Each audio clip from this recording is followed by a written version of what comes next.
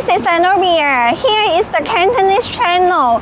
Please turn on closed caption. 今日帶大家嚟到 Guest Town 附近行下同埋食好西嘅，事不宜遲，馬上開始。今日咧帶大家嚟呢一間咧拉麵係排晒長龍嘅，叫做暖霧嘅一間拉麵咯。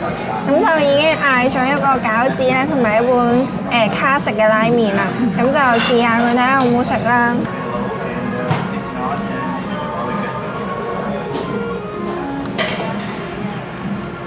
mix 埋啲辣醬呢，個感覺就濃翻少少，就啱我食多啲。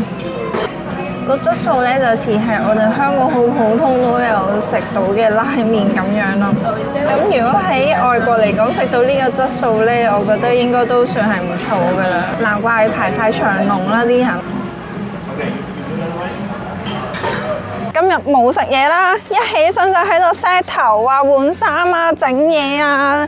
跟住之後嚟到呢一邊咧已經好晏啦，然後間暖霧拉麵咧又係要等勁耐咯，冇辦法啦，太肚餓一定係食咗嘢先㗎啦，頂唔順啊，係有啲遲嘅對我嚟講，咁希望去到嗰邊咧都唔會話太多人啦。本身諗住今日冇落雨咧，就以為好好天啦，點知原來都係假嘅。依家應該14度啊，定唔知再凍啲啊？但係我覺得係需要適應下嘅，因為始終香港呢冇冬天好耐啦。如果我呢啲咁嘅天氣呢都適應唔到呢，遲啲再凍啲零下嘅時候我就撲街啦。嚟到 Guest Town 附近啊，咁依家呢就要去影嗰個蒸汽鐘啊，我就唔知呢啲鐘數嚟呢會唔會好多遊客啦。咁但係都冇辦法啦！哇，唔係講笑，超多人！我真係好憎去旅行咁晏出門口喎，要同人逼。我試過喺意大利嗰陣呢，5點幾起身，去到6點左右呢，都超多人咯。嚟到 Guest Town Stream Cork， 佢喺1977年建成。每隔15分鐘就會播 Westminster Chimes 做報時音樂同埋噴蒸汽嘅。而 Guest Town 嘅命名係源於一位花名叫做 Gacy Jack 嘅人，佢喺呢一度開始咗第一間酒吧之後，而令到呢一度蓬勃發展。再行一啲就係 Maple Tree Square， 呢度有座唐樓風格嘅3角形建築 Hotel Era， 依家已經變咗做社會住宅。咁傳聞佢有2個鬼故。都係啲密閉空間聽到有聲，同埋見到舊年代衣着嘅人。呢條 Water Strip 呢，咁佢其實前面部分呢都係一啲遊客嘅區域啦，咁就好多啲賣手信啊嘅鋪頭。咁我自己對呢啲呢就冇乜大特別嘅興趣，咁所以呢，我就係冇入到去睇嘅，即係類似好似呢啲咁樣啦。後邊嗰半部分呢就比較少人啲嘅，咁都會見到有啲露宿者啊。咁主要其實成個downtown呢都會聞到一陣尿鴨味或者 weed 嘅味㗎啦。一落地頭1個禮拜都係住喺呢邊呢，所以都見怪不怪㗎啦。嚟到 Waterfront Station， 佢喺1914年開始啟用。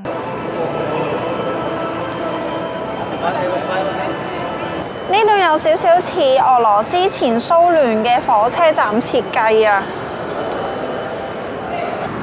即係呢一邊咧，成日見到一啲露宿者啊，或者一啲人無啦啦行下咧，停一停，跟住喺度呆咗，唔知喺度做緊啲乜嘢啦。而佢哋咧，其實本身可能 take 咗一啲 drugs 啦，咁然後成個人生就係咁樣噶啦。每一日就係不停咁樣去諗下點樣黑錢。即係你會見到佢哋坐喺度或者企喺度，就揸住個兜去到乞食啦。咁乞翻嚟啲錢，咁就繼續佢哋嘅人生。其實好可悲，我覺得。即係人點樣係人呢？人點樣係比起其他動物有些少智慧呢？就係因為人類有思考嘅能力，可以自己去諗嘢，諗好多唔同嘅嘢，有創造力啦。好不幸地講到呢一度呢，之後個咪就熄咗啦，之後啲片呢都冇晒聲，咁我唯有配音講埋落去啦。人類與生俱來就有獨立思考嘅能力同埋智慧，同時都擁有自由，只要唔係傷天害理同埋影響到人就 OK。而呢一個世界每一個社區每一項規條都係前人商議定出嚟俾後世嘅人遵守。毒品呢一樣嘢都已經唔係第一日出現嘅問題，而點解到今時今日都仲存在於世呢？陰謀論啲咁講，呢一個世界最暗地裏掌權嘅呢一班人，我哋永遠都唔會知道呢一班人咩樣嘅人。默許呢一樣嘢存在，減少啲有智慧有思想嘅人，少啲人去爭奪呢個世界嘅資源。當人連基本嘅衣食住行都需要擔心嘅時候，根本都冇任何嘅心力去思考呢個宇宙嘅真諦，而奪走心智，減少思維上嘅競爭者同埋威脅者。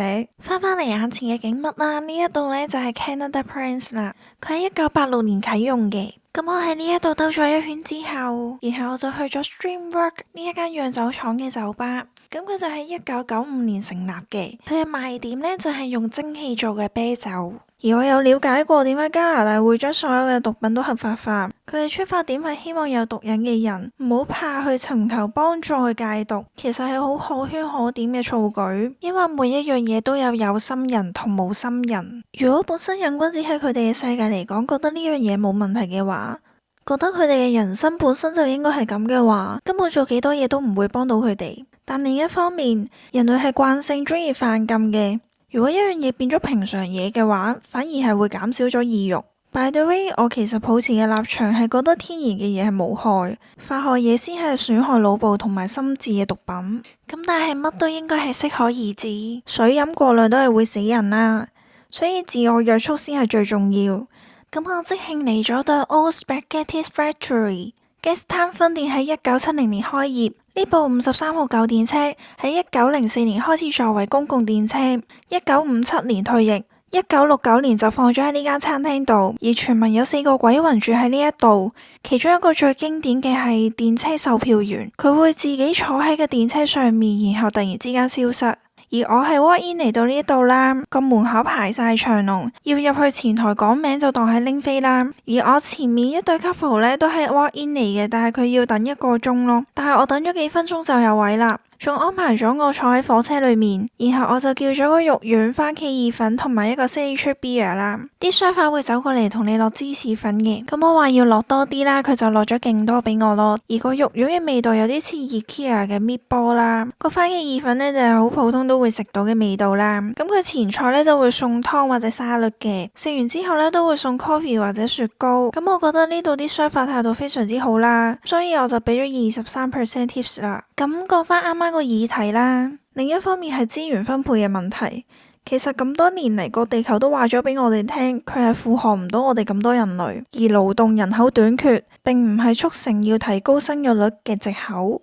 由第2次世界大戰到今時今日，人口嘅急增已經去到不可挽救嘅局面，個地球好快就俾人類玩完。如果人口減少咗，反而根本其實唔需要咁多嘅勞動力，正正係人口太多，需求就變大，就需要更加多嘅勞動力去滿足金字塔嘅頂層。唔需要咁多勞動力嘅時候，就唔會製造咗咁多社會嘅齒輪同埋行屍走肉嘅生活。人類就可以 focus 翻喺修煉心靈同埋提升維度方面嘅議題。由擁有文明至今，人類都係俾等價交換同埋金錢所限。而現世金錢係咪仲係等價呢？通貨膨脹、物價上升，不論係民生定係環保嘅議題，生於繁華鬧市、紙醉金迷嘅城市人，世界資源分配失衡之下，我哋往往比他人擁有得多，浪費更多。而加拿大呢邊嘅回收分類保育都做得好好。如果一個地方即使冇政策去支持，我哋作為自身都應該盡自己綿力，即使呢個宇宙只會不斷咁 repeat， 文明消失，地球滅亡，宇宙變化混沌，再有星球誕生，生命孕育。即使我哋係一粒微塵，但係一即是全，全即是一。嚟到尾聲，大家記得 CLS 同埋 subscribe 我嘅 channel 啦。我哋下條片再見啦，ciao。